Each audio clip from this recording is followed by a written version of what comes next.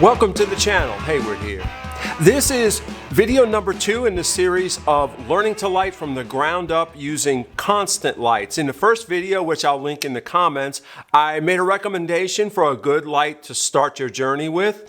In this video, we're going to take the next step. We're going to learn how, and I'm going to walk you through using one light to create a nice looking portrait or video.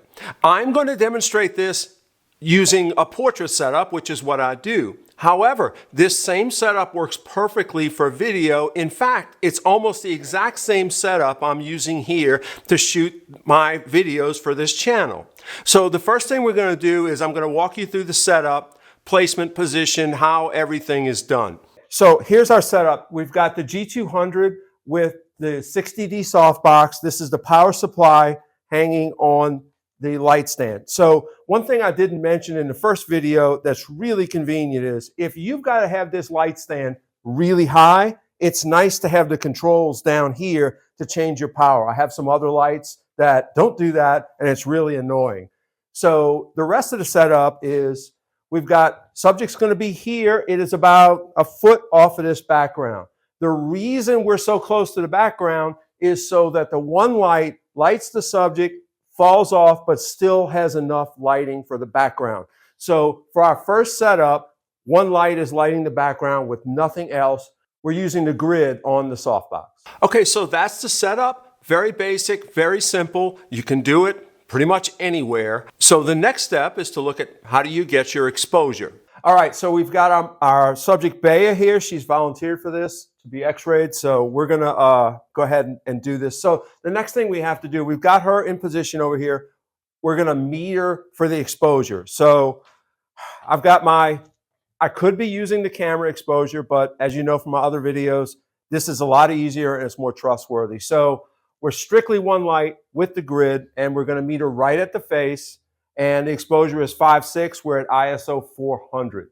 So next I'm going to show a little bit of actually how I do some of my photography work. It's not so much about one light. It's some of you, and I've had some comments over the years, people talking about working with subjects, and this gives you a little snippet of how I work with subjects. I'm very quick, I'm very abbreviated because it's not my first rodeo and I know exactly what I'm looking for, but maybe this might be of some interest to you if you struggle with working with your subject. Now, what we're going to do is I'm going to move Bea around as I do the photography, and we're going to work on expression now. Now that all the technical stuff's done, we're going to work on expression. So, okay, Bea, so yes. Lean forward in the chair a little bit, just a little. There we go. Face this way a tiny bit. There we go. Whoop, come back a little and chin up a touch. Nice. Head tilt a little bit. Good. There you go. Hold it. Nice. Okay.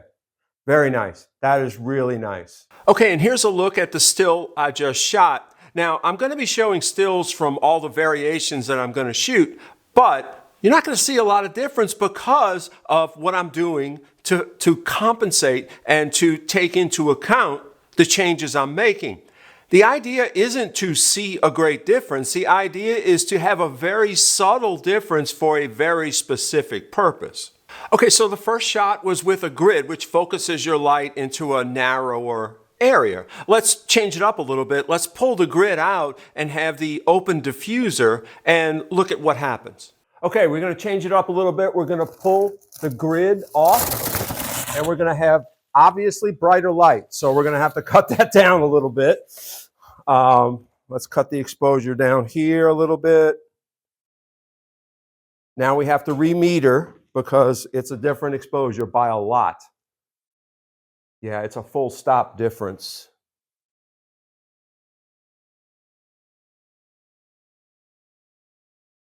Okay, almost.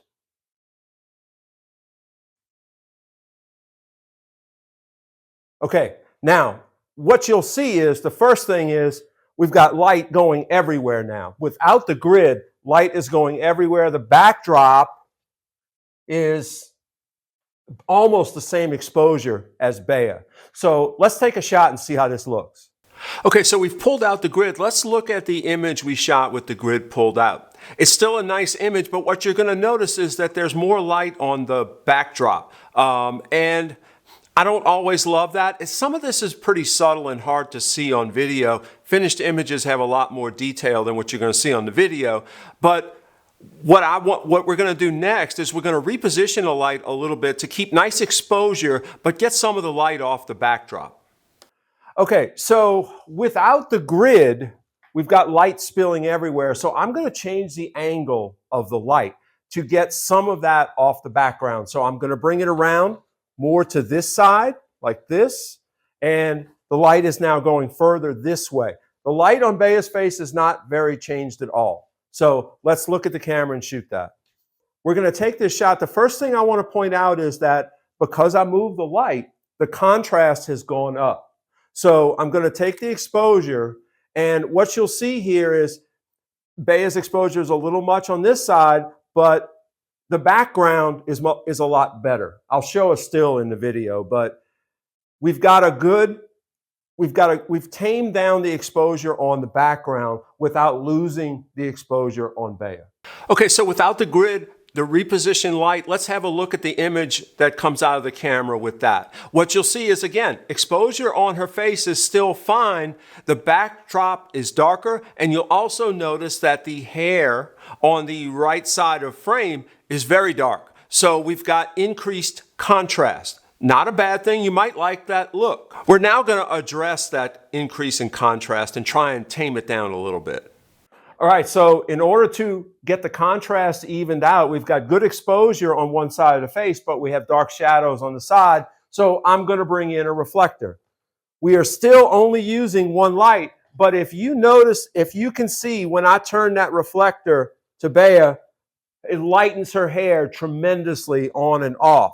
So I'm just going to set it to lighten it just a bit. I don't want to lose the contrast. I want to fill the shadows so they're not black.